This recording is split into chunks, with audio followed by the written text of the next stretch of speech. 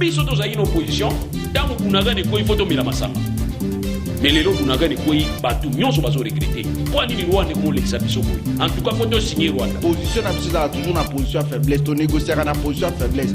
Il est temps maintenant de négocier la position à force. Article 86 de la Constitution, le président de la République, Ningisi a déclaré guerre.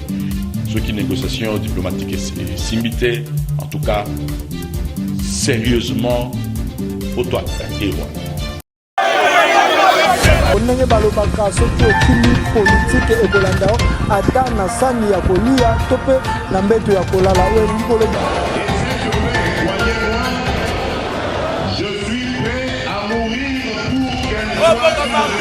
Tolingi Zahir Liboke Moko, Lisanga Moko. Confiance, il était mon secrétaire attaché. D'un grand plan.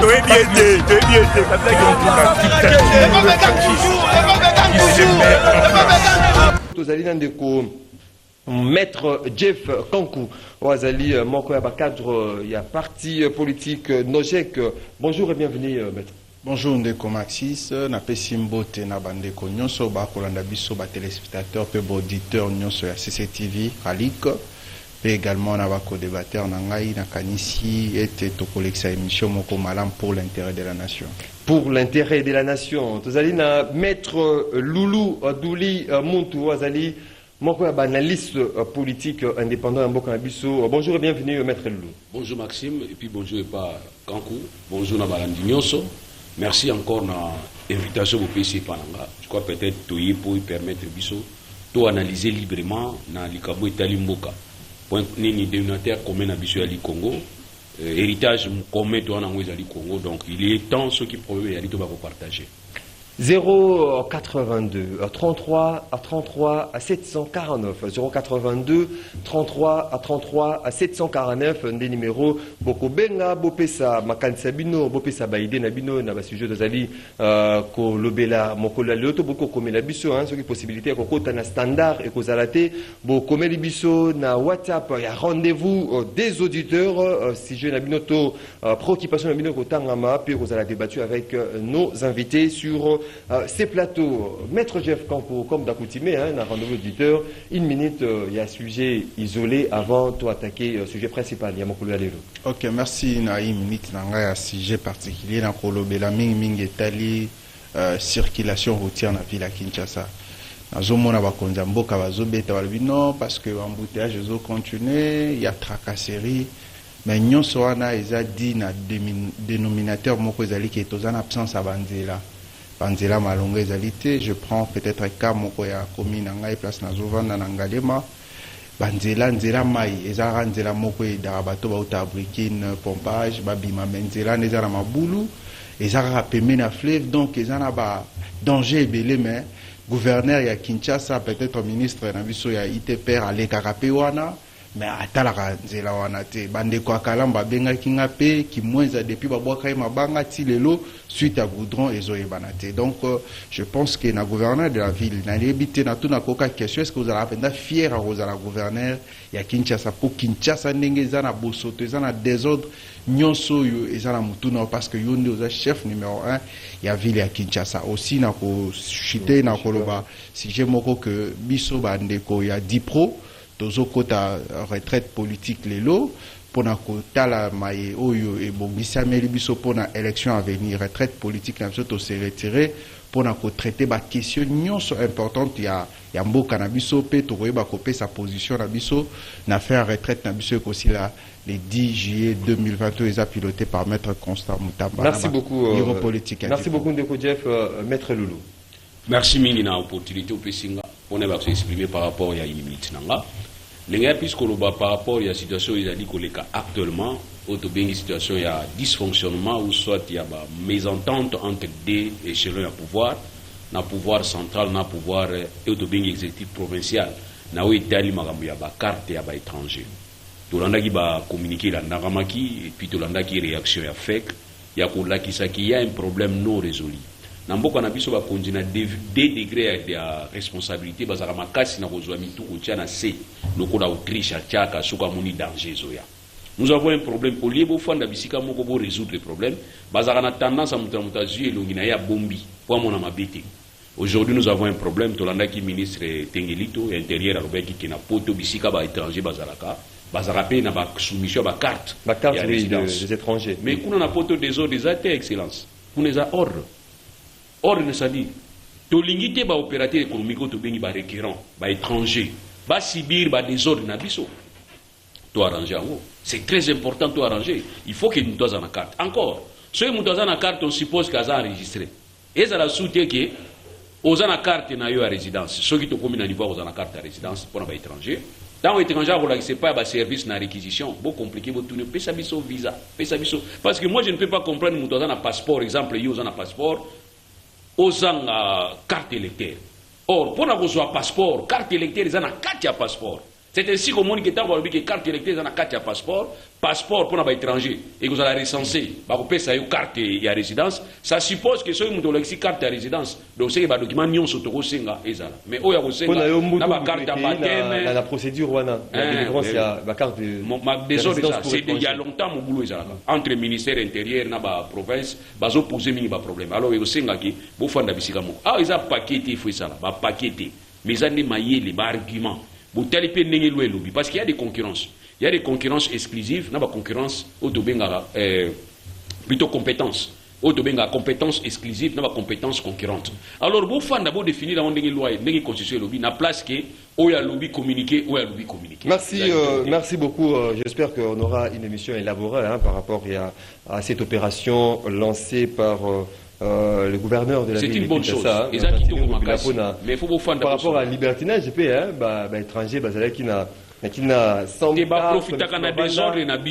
c'est-à-dire les étrangers profitent quand on a des ordres à biso moko. Merci beaucoup, Maître Loulou. To koti na sujet principal de mon collègue de Jeff.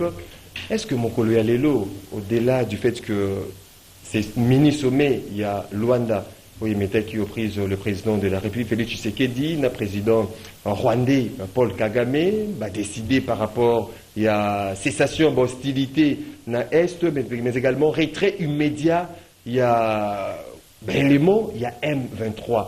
Pouvons-nous croire cette fois-ci que la résolution est appliquée? Parce que tu as dit que Nairobi, tu as dit que M23 cessation d'hostilité, mais ça continue toujours l'affrontement sur terrain entre le FARDC et M23. Merci Ndeko Maxime pour la question. D'abord, tout que biso Congolais, tu as une position moko ya faiblesse. Je le dis toujours, tu négocier en position à faiblesse au lieu de négocier en position à force.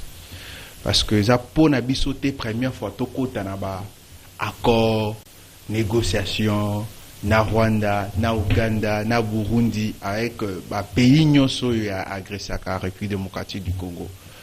Mais par rapport, il y a ce mini-sommet, il y a tripartite, les Kanaki na Rwanda avec le président Joe Lorenzo na Kagame ainsi que Félix Tshisekedi.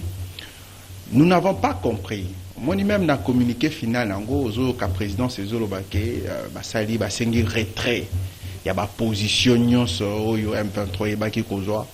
Mais la qui ministre des Affaires étrangères de Solbi a se contredit. Alors, non, Tosenga qui retraite, Tosenga qui cessation de hostilité, les temps négocier par rapport à la commission aux la mise pour la retrait pour la côté la makambo Italie aux alcooliques na Istanbul Kalabiso. Non négociation voilà. Mais question fondamentale les alliés. Ongana komituna. RDC exuit engagement. Il y a qu'on négocier na M23. Kagame a accusé biso to soutenir FDLR. Mais est-ce que Kagame a accepté au moins responsabilité naïe? Na communiqué final on a responsabilité Kagame ezalini. Na habité so bino bomona kango. Na ba accusation nyonso to na ba résolution nyonso bimaki wana na mona inde RDC ndeza responsable ya ba kambo eza kolekana na niveau ya Est ya République démocratique du Congo. Est-ce que parce que Kagame le bibiso neto ko soutenir mouvement FDLR o ezali ko attaquer yé o ezali ko luka ndenge nini yé alongwa na pouvoir. Mais est-ce que biso moko en tant que ba Congolais tous eu position ni par rapport à l'hostilité wa?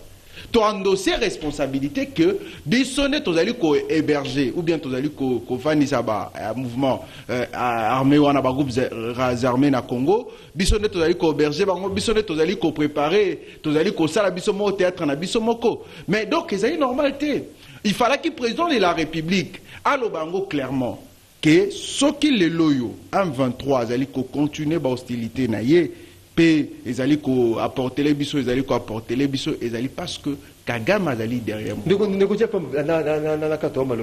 Est-ce que le fait pour Félix Tshisekedi et Paul Kagame, il y a qu'à signer ces feuilles de route pour un retrait, il y a M23, Longwa, na cité, il y a Bunagana, ce n'est pas aussi une façon de comprendre implicitement que le Rwanda soutient le 1-23, le Rwanda doit aller derrière le 1-23.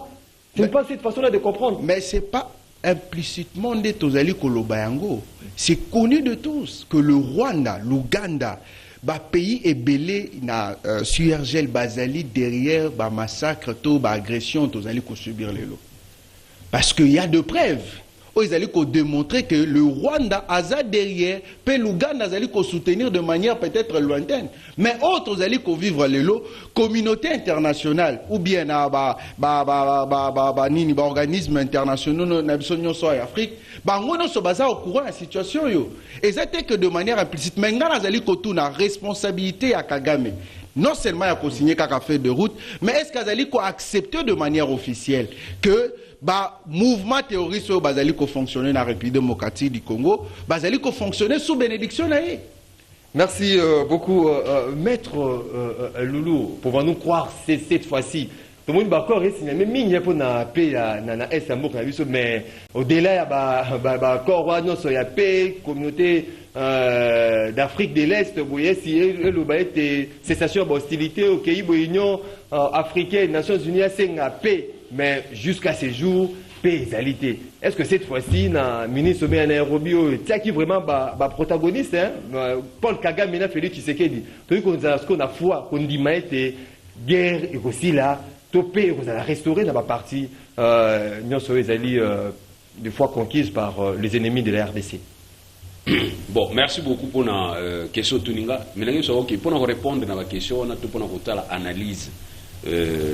Rationnel dans makambo ya mboka, il faut d'abord que la politique extérieure il y a RDC, il faut la relations internationales où il doit exister par rapport à la pression ou soit par rapport à l'orientation ou la communauté internationale qui ça par rapport à la résolution de la crise dans point mongo songolo. Il faut pas comprendre crise toza na moza crise que Kagame mutazo attaquer biso. Les gens doivent comprendre. Ce n'est pas Kagame. Kagame n'est que azari une marionnette. Kagame doit utiliser parce que Kagame a la force était. Ce qui est le changer sur le plan international, sur le plan des relations internationales, Kagame a obligé à se plier. Mais Kagame a la force justement dans soutien obscur au Yazwa Kalibanda. D'abord, Ali Naya Tayake, oui déjà lobby. Boris Johnson a quoi? Boris Johnson est un aveugle soutien à Kagame. Et tout le monde a été Bill Clinton dans Wazalaki. Donc les gens doivent comprendre. Bisoté to benga ki FDLR baya kufana ba ou tu baya kufana RDC. Rappelez-vous on a dit dans 94. C'était d'ailleurs nous qui avons dit que beaucoup de sabango koto na mindukité. Désarmez-les. On n'a jamais vu des réfugiés armés. Bon désarmer bango bisika bazali pour bakota. Oui, ça la maki monté. Bakoti na minduki na bango bafandi awe comment on dirait bisoné to benga bango baya. Non, ça c'est un voisin, ça dit c'est un voisin encombrant au tozoa. Mais maintenant il faut résoudre le problème. Qu'est-ce qu'il faut pour nous résoudre? Guerre et longwa raison ya wana ke batubaya ki côté na biso ba FDLR, guerre et comment économique. Guerre et comment la à comprendre que awe za shida to liaka na biso. Monisco afandi kimia. On va attaquer RDC. Non, bataka RDC, bataka la communauté internationale. À partir du moment où Monisco a Simanabiso. Alors, moi, je crois peut-être que les gens doivent comprendre que guerre Nabiso pour nous expliquer en faut un aspect. Il y a même certaines opinions qui estiment que cette guerre de l'Est, c'est un complot. Il y a la communauté internationale contre la RDC. Est-ce que vous allez confirmer tes zones? Justement, maintenant, il faut travailler opinion. Opinion to benga toujours opiniocratie. L'opinion, c'est-à-dire dans la science politique, l'opinion qui influe les décisions. Tout travailler opinion wana na mboka na biso, ba comprendre guerre zanini parce qu'aujourd'hui les gens commencent à s'apprendre à tout le monde. Tobo ma Rwandais, tobo ita ba masati, tobo ma toba na ko beta baniko ko Rwandais. Alors Kagame est un spécialiste dans la récupération. Il récupère à la communauté internationale. Non seulement communauté, mais à la opinion internationale. Tala makambo au Congo ils la ponanga. Au Congo la communauté internationale va prendre en considération. Voilà, à part du fait que Basaliko hébergé ba ennemi na biso alingi Rwanda té, mais Basaliko tchaba propos moko contre biso. Il récupère à présenter. Il y a un lobby que biso peut changer langage. OK, changer langage ça veut dire quoi? To sa opinion na biso. Basa la prête à comprendre. Ensuite Tobo s'appelle opinion internationale. Parce que c'est l'opinion internationale qui va influer les décideurs internationaux de manière à ce qu'ils vont comprendre. Les lois dans la direction. Qui pouvait croire? Personne. Les lois Monique, suite à pression, qui douce, Kagame est allé lui-même s'acquiser. Dans Luanda. On a signé ce fait. Il faut comprendre cela. C'est-à-dire les fonctionnaires. Maintenant, nous avons ramené Kagame à comme l'État responsable vis-à-vis international. Il y a la communauté internationale. Ce ne sont pas ces groupes-là. Est-ce que vous avez vu que les deux soldats rwandais? Ce que vous avez dit, c'est rebelles, des soldats congolais. Mais comme tous les pays, il faut respecter les règles. Il y a coutume, il y a règles, il y a relations internationales, il y a droit international. C'est ainsi que nous étions obligés à ça. Il y a auditionner Bango, il y a présenter Bango, et puis il y a restituer Bango. Merci beaucoup, Maître Loulou Ndeko John Efambe, président national de la Fondation, vous allez porter Kombo Nayo, mais également cadre MLC. Bonjour et bienvenue. Bonjour. Ndeko John Efambe, Makansan, vous mettez par rapport à ces différents accords, mini-sommet, il y a Nairobi. Est-ce que le lot, au-delà, il y a un accord, nous sommes à paix, où ils allaient déjà signer avec les différentes communautés. Le lot, peuple congolais, population congolaise, encore le bail était enfin, mini-sommet, on va le dire, cessation de hostilité, retrait à M23, il y a un mot qu'on allait appliquer. Merci Mingi, de Kompandi Sango. Il y a les tombas, ils allaient respect à l'engagement. Parce que commission mixte permanente bâtie et allée pour la collader comment faire respecter l'engagement en a fait de route bâti et puis cela ne nous empêche pas il y a qu'à continuer à sécuriser l'intégrité du territoire national sur le plan diplomatique parce que vous avez 4 fronts vous allez nango vous allez na front ali bosso et vous allez franc il y a branche armée où vous allez ko bunda pona ko sécuriser l'intégrité du territoire national. Tout la branche Ekoya et la justice parce que là, comme mon côté, côté impuni, bako bomba na biso, bako bombarder ba école, bako kufa. Mon côté na mon kilo à condiment. Atindi moi na kela si pe lobby, tout na tongo yoki que moi na kufi parce que ba force négative, mon ko ezali ko boma, ezali ko sa union soana, faut que to analyser modèle nini. Justice et côté élection du Cambourana. Branche nous sous les branche communicationnelle parce que des informations les alliés ming dans les Cambourana. Tata mo conduit école na gouvernement na yé basé ko bunda pour na kota la aspect manso sur le plan diplomatique sur le plan en branche armée ndengeni nyoyo ba kozong sa kimia kuna. Mais il y a une mauvaise communication autour de toutes ces questions. Oye ko sala que na ba internaute basali ko alimenter basali ko mi ko bundisa mboka na biso moko. Alors que le Congolais est ennemi à Yamboka. Mais c'est pas normal. Non, balingi bazo juré que na échec il y a ba négociation, bazo juré na échec il y a ba faire des basé ko sala kuna. Qu'est-ce que vous voulez? Parce que le Cambo est le chef de l'État, et le Cambo biso banso. Ici, on peut dire que Toko espérer na ba respect à l'engagement, fait de retour respect à l'engagement mais cela ne nous empêche pas. Il y a koba na aspect il y a sécurisation du territoire de Bisso. Pour tout le monde, que ceux qui ont quitté n'avoir mandouki, il y a que protéger la population sur le Royoka. Il y a une cessation immédiate, retrait immédiat. Il faut et s'appliquer directement. Ou bien il faudrait tous des larayous sous moi. On ne peut pas des échecs. Bien que c'est dans l'immédiat. Tout on s'appelle Luana. Pour ne pas cesser l'hostilité avec le Est Mboka Nabiso. Tous les attendent, tous les 2 minutes à couper sa bangote. Parce qu'ils allaient droit à Nabiso, il y a que sécuriser la population Nabiso, surtout qu'il y a un niveau diplomatique pour nous, les alliés, pour nous yoka, se faire entendre, quitter le territoire congolais. bazwa bandeko na bango toyebi déjà que Rwanda ezali ko sous-traité na M23 na bango pour na babundisa Congo bazwa ba groupe armé wana balungwa na territoire congolais. Est-ce que sur la voie diplomatique on est écouté Ndeko John Efambe? Sur la voie diplomatique, est-ce que vous avez pu écouter? On a habitué d'aller porter, d'aller les oui, mais lorsque vous avez Kagame et encore le loyo, ils allaient au vu au sud de tout le monde que Azoseng a cessé le feu. C'est parce qu'on a haussé le temps. Parce que tu as haussé le temps. Vous montrez bien que le chef de l'État a eu posture, mon corps, ce que tu payé, mon corps, que blague, ils allaient sauter. To Kenda, un retrait à la groupe armé, en même temps, le beau comme quoi, ce beau sakani to konya tibino kuna. Les faiblesses qu'on discuter, mais c'est plutôt la haute politique ya mbambo kanabiso parce que tous les biso nyonso nakatia CRG loi nakatia.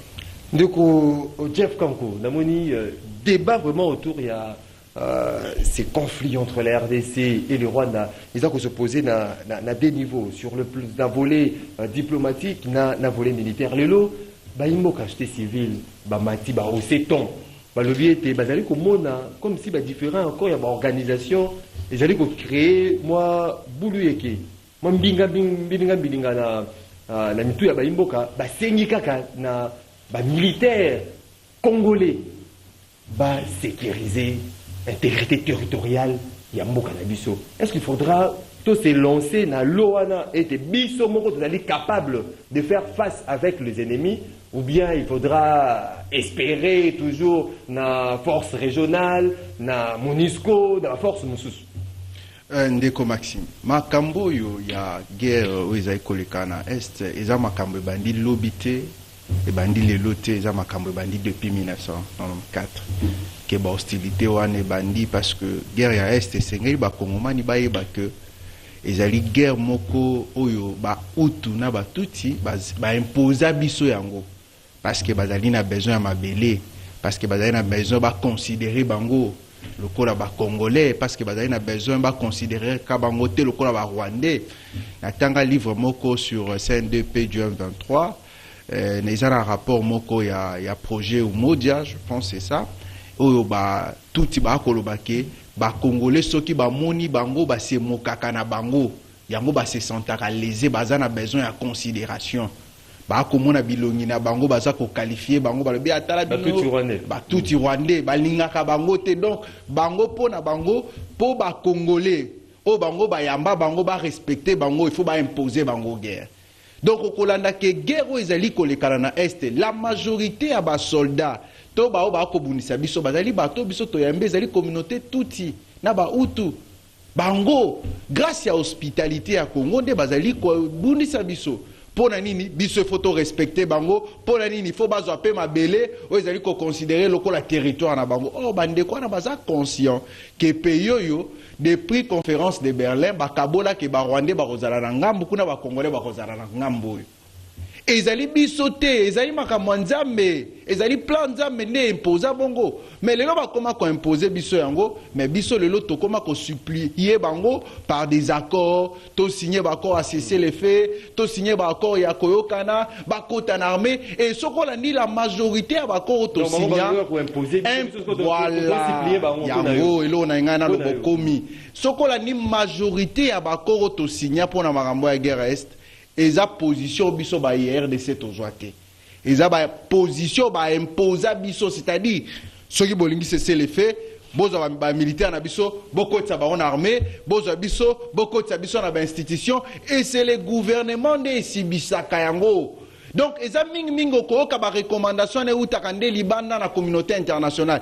Depuis makambo e banda si le lot, moi je doute fort que la position de la RDC a été déjà entendue. Et dans la cabine, ba impose à biso. Au moins bido mi balé bobundi, au le bayo cabine na nous baye ba poani bobundi ma o kamuto ya ke olukayo balobino, yende apé sa position na yi. Et yo accepté yango moni na prise à parole na ngali boso lo ba ki position na biso za toujours na position faiblesse, to négocier na position faiblesse. Il est temps maintenant de négocier la position à force. Article 86 de la Constitution, le président de la République, Ningisi a déclaré guerre.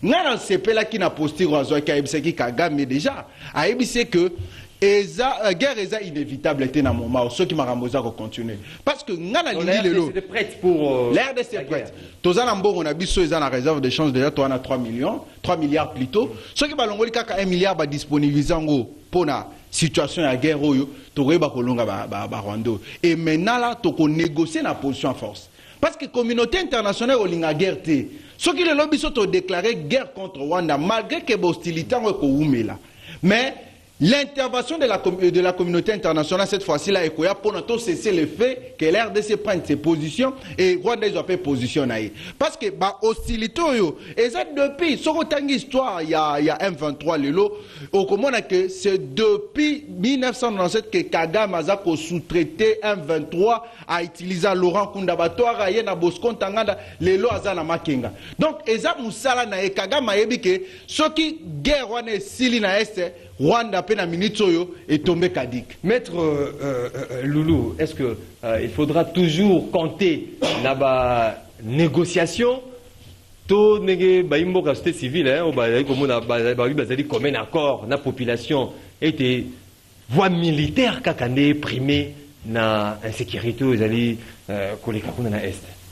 Et na ba adage moko peut-être pas trop comprendre négociation ezali zemi monani. Mais avant qu'ils aient mis mon année au moins salama. C'est ce que je demande aux Congolais. Ok, négociation, ils ont mis mon année, moi ça n'a zémi. Mais posez-vous la question, moi ça n'a zémi, ne va pas mariter. Et là au moins salama. C'est ce que nous devons commencer à faire.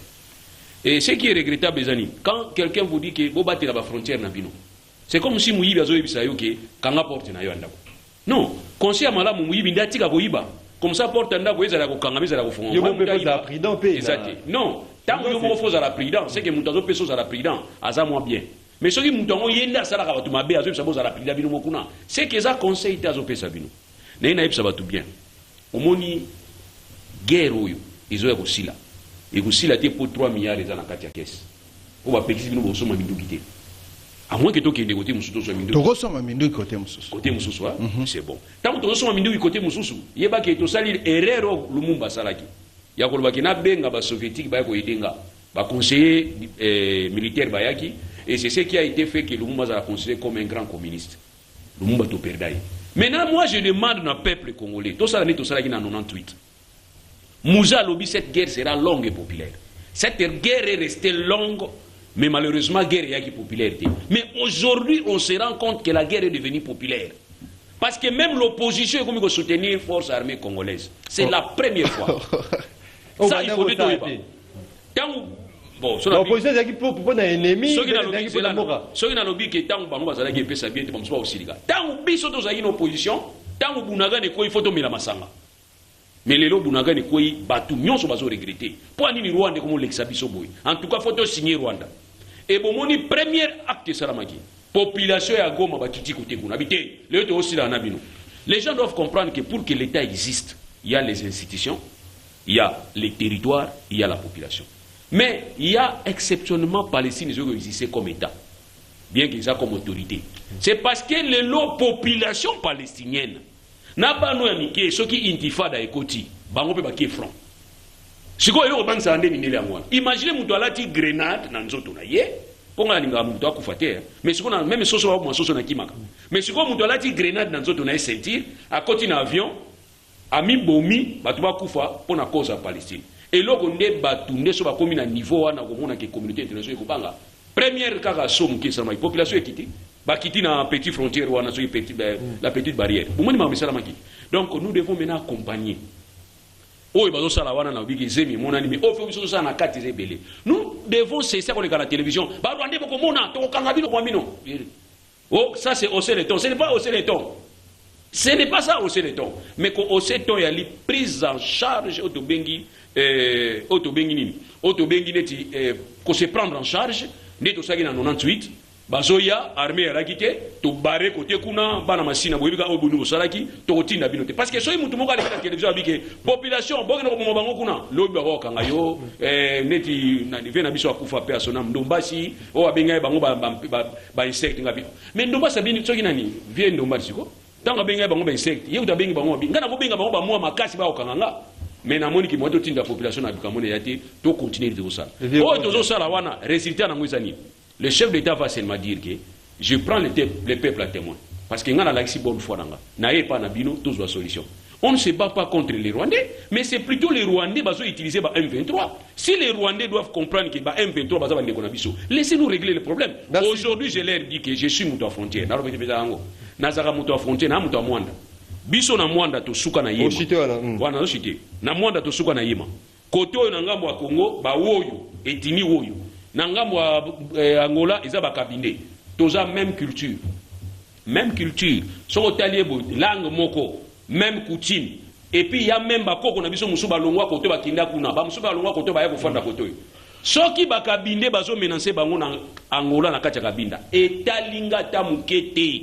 Mais pour nini kaka awa biso ba M23 bandeko na biso soki bango bendaka moko litoi kaka masiliki. Merci beaucoup maître Loulou. Neko Jeff Kankwe alobaki mo était bazali komona que bazali marginalisé par rapport à la morphologie d'abord. Merci beaucoup. Non, nous ne voulons pas beaucoup de Makabunabiso. Mais à Congo, tranquille à Congo Nabiso. Merci beaucoup, Ndeko John et Fambe. Est-ce qu'on est à même, à ces jours, de société civile, bazali ko souhaiter bisomoko de protéger l'intégrité territoriale, de faire face à l'ennemi au Congo, sans compter premièrement, parce que comme on a été mon lelo, tu as compter dans l'accord, tu as compter dans la communauté internationale, l'application de l'Union sur la paix. Est-ce qu'il faut que toi assumer ce que responsabilité en main pour te protéger l'intégrité territoriale de Nabiso? Oui, ce qui a l'issue, il y a des négociations mensuelles. Échec et mon ami, non-respect à l'engagement et à feuille de route, je pense que c'est la posture à prendre. C'est-à-dire que Tozali na makoki wana, Tozali na moyen à mobiliser fonds pour déclencher guerre. Na bateau et bazali kobunza biso na molili, mais le bibi na poisson. Je pense que Tozali na bonne foi, il y a que Makile Tangate, mais tout bah c'est ce le fait ça le mandenge moko kagama sengango. Mais soko bayokite, je recommande na ba kundiamboka bazo ba mesure pour na ko attaquer sérieusement mboko zokubunisa biso. Quand bien même que nayoki que Kabare Besogi James alobi était que mais ba Ougandais il est avéré qu'il est appuyé. Diversion, ça veut dire diversion. Et diversion. Nous avons concentré pas tout à fait. Nous avons concentré pas na bango to ebi Kamboana maintenant ko sengande na peuple congolais. Tout les malokola moto moko. À l'unisson. Tout le même langage. Tout kenda. Ko silisa ni Kamboana. Na ebi que Congolais. Parce que vous avez abonné des possibilités bezali ya reçoit volet diplomatique en retour dans la poche, mais le monde tous engagé. Non, à mon sens, c'est Bungi était tout épuisé dans nos volets diplomatiques, total à bonne foi de part et d'autre, engagement au Bazui, commission permanente au bâti. Ceux qui te montrent que l'Union soit un échec, en tout cas, on ne peut plus hésiter. On ne peut plus hésiter. Parce que Tozo Solo là, vous avez bêta. Tozo Solo là, vous avez continué l'hostilité. Non, c'est anormal. En tout cas, c'est anormal. Et Bungi était sika. Soko totali, commission permanente, wana bati pour nous suivre. Ce qui vous montre que l'engagement, ils allaient respecter ton emprunté chemin militaire. Mais oui, c'est la seule option. Neko John Fambe, vous gardez micro. Na question moi d'en poser bino maboza 2 minutes avant que ndela singa ba imboka pe ba pesa ba réflexion na bango. En fait, conflit au yozali, conflit moko il y a ba groupe irrégulier na est ya mboka biso M23 Reyam Tomboki bon c'est pas irrégulier.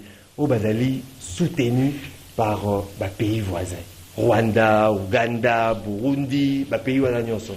Est-ce que la RDC aussi n'est pas à même d'utiliser cette politique justement pour sécuriser Mboka Nabiso, qu'il peut se lancer tellement qu'il n'y a pas moyen de déclarer ouvertement la guerre avec le Rwanda, la guerre avec le Burundi, la guerre avec l'Ouganda, mais emprunter cette politique au Bango Bazali pour alimenter des groupes irréguliers pour créer l'instabilité, vous allez profiter d'un Bango. 2 minutes, 2 minutes. Mais comme vous le savez, Nzamba Pesibiso Kita, Pesibiso, nyonso richesse na bisonde au bazali ko karomotema likunya. Le nez du problème, on peut tout dire que Bahutu, Batuti, Bayaki, va se sentir marginalisé. Oui, mais maman na likambo ezali nos richesses. Hein? Utilisation illicite ya ba richesse na biso. Nde ezali ko sala ete que ba ko tala ba ko kebso motema likunya. Biso to convient ni na Rwanda. Nini to kozwa kuna. Ba ne lokote.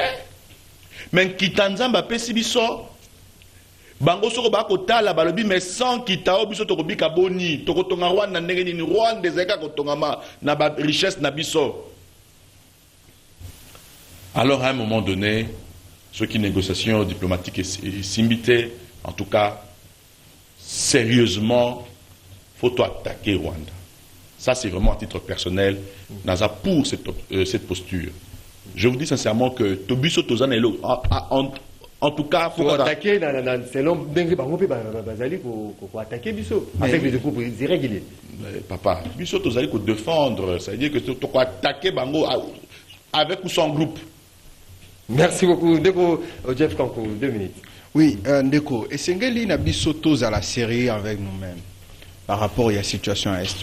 Le président de la République, Félix Tshisekedi Tshilombo, lors il y a remise et reprise avec son prédécesseur Joseph Kabila Kabange, je pense que après cette situation, sur la République démocratique du Congo, il sait clairement que les alliés dans le pays Songolo Pakalandé basali à la base, il y a Makamu Zali Kolekana Est de la République démocratique du Congo, parce que Namoko Kabila n'a yebi situation où ils allaient Kolekana RDC pendant 18 ans dans sa fonction. Naïbi qui est à la base, parce que 18 ans à la tête de la République démocratique du Congo, ils ont facilité, Kabila normalement connaît la situation où ils allaient coller cannabis à Mbo Cannabiso. Mais ils ont des Félix Tshisekedi à côté qui n'a moins de distraction. N'a qu'au privilégié ma relation avec Kagame, Kolobano, Kagame c'est mon frère, nous sommes condamnés de vivre ensemble et tout et tout. Donc, biloko wana nde pesa ki Kagame, moi posture, moi position, moi Kolobano, j'ai quand même droit de tout faire en République démocratique du Congo. C'est de la désinformation. Jusqu'à preuve que compagnie aérienne qui s'installer dans le Congo, va moderniser l'aéroport à Goma. Donc tout ça, pour dire tout ça, pour dire que Kagame n'était pas vraiment le vrai auteur. Il y a un complice sur Zali Kolekana. Moi, je pense que c'est maintenant là que le président Félix Tshisekedi a compris la vraie version, bien la réalité de la situation de l'Est de la République démocratique du Congo, que Zali Kagame, Zali Museveni, no Soana, au Bazalaka, tout autour naïe, des Bazali à la base. Il y a Bakambo Zali Kolekana Mboka. Parce que l'histoire est claire et connue de tous que c'est l'Ouganda et le Rwanda. Moi, je me James Kabari, ABC, ministre, que les Ouganda, Zali, qu'on sous-traité M23. C'est des douaniers. Parce que Kagame sait exactement que Yé, Namuseveni, n'est pas un complice numéro 1, il y a Makambo Zali Kolekana. L'andela histoire, il y a un commandant, il y a un généraux, non so bazali ko piloter M23, bah on so bazala soit formé na Kiseni ou bien na Kigali.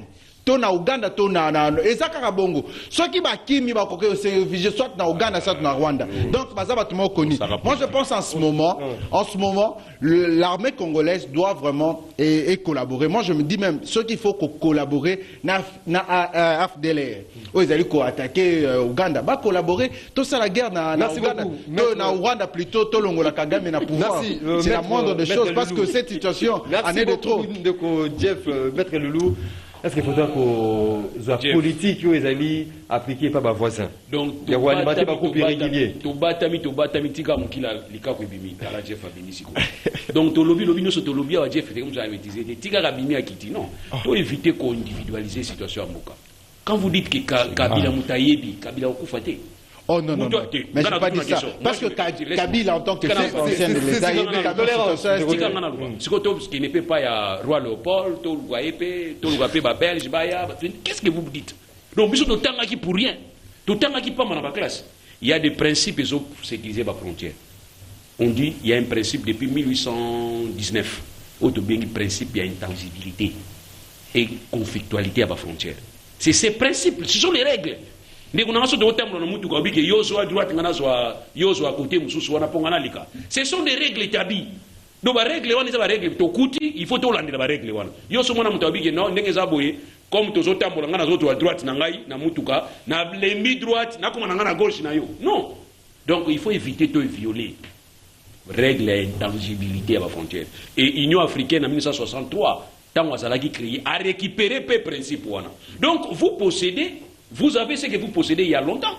Frontière et ambitieuse à l'Iwana. Tu bouger pour la frontière sous pour et ça dans sens T. Quand vous dites que peuple est se considère comme congolais, venez vivre. Je viens de vous dire tout à l'heure. Biso to zaba oyo ya Kishas, il y a RDC. Naza mouyo, etini mouyo ya RDC, bakabinde bazana ngamukuna. Ce qui se passe là-bas, je m'en fous. Et ce qui se passe aussi des deux côtés, les cabinets qui parlent côté, yo se kamake, oso qui est dans la frontière à moi. Soda moko kengela na munduki moko. Soda moko na munduki moko. Policier. Alors vous comprenez que toi on a besoin de vivre dans un conflit na bangote. Mais Rwanda na Ouganda, Kabila, les pères à Sialoba, ce ne sont pas les rebelles, c'est les Rwandais. Kabila pointa bango boyoka Kabila. Abina yo sabino na la. C'est pour qu'il y ait la politique wana au bango bazé ko alimenter le groupe irrégulier, puis c'est plutôt Kagame n'est que l'outil dans utiliser les lots. Pour déstabiliser RDC, c'est depuis 1960, juste un mois après l'indépendance Nabiso. C'est sûr, bandi, mitineri, bandi, ils allaient qui va velléité pour nous panzabiso, pour nous balkaniser. C'est ainsi le Mumba dit que vous voulez balkaniser. Ça dit, banda va compulsion na banda kala. Mais baso utiliser ne ba, badam, un pion. Aujourd'hui, le pion actuel, c'est Kagame. Maintenant, il faut répondre à Kagame. Il faut tout côté la logique naïe. Non, tout côté la logique à Kagame. C'est ainsi vous allez remarquer, Monseigneur faute, n'a si bamoté. À lobby entre nous, peuple, on a un problème. Le défunt Kizito, ou Azam musicien rwandais Ayemba qui n'a Kizito. Maman Oyo Azaka opposante à Azaka mi Kovola Taralina, bossé le conseil Guim, comme on Makasi. Soit côté na Éthiopie, il faut bétailler parce qu'elle est rwandaise. Non. Donc pour dire que ce n'est pas le Bango, nous allons soutenir Rwanda Makamuna Bango. Maintenant, biso peuple, tout va être confondre. Le jour où peuple rwandais, peuple ougandais, peuple congolais, peuple burundais, ton côté les ma contre va décider na biso et que tu n'ingi kimia. Vous allez, merci. Onenge balobaka soki okimi politique ekolanda ata na sani ya kolia to pe na mbeto ya kolala oyo likolo. Je suis prêt à mourir pour Tolingi Zahir Liboke Moko. Lisanga Moko. Confiance, Mobuto, il était mon secrétaire attaché. D'un grand plan.